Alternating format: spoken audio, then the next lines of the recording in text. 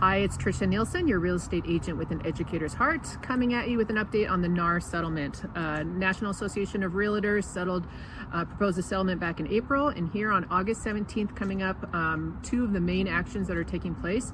Number one, if you are a buyer, you are going to be required to enter into a service agreement with your buyer broker, where you discuss and you negotiate the compensation that your buyer broker will earn for the services helping you buy a house.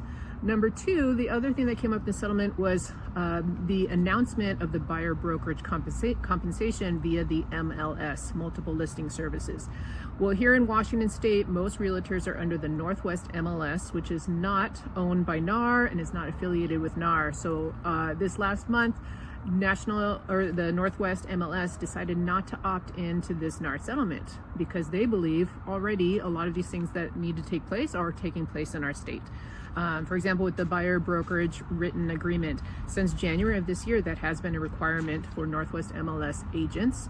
Now in August, it's just going to be clarifying what it means and what the compensation is for the buyer broker. And it also is going to state that the buyer broker cannot accept more compensation than what's been decided on that service agreement. As far as putting the buyer brokerage compensation on the MLS, that also has been decided by the Northwest MLS as a rather devious move. When you are taking that away, you are taking away transparency. And now buyers and buyer brokers are going to have to go elsewhere to try to find out how are they going to get payment or compensation for their services. It's going to lead to deceptive practices, and it's just the opposite of creating transparency. So the Northwest MLS is going to keep the buyer broker compensation listed and even more clearly stated on the form that listing that sellers will use. They get to, right on the first page, decide and state whether they're going to offer the seller to the buyer broker a compensation or a money amount, and what is that.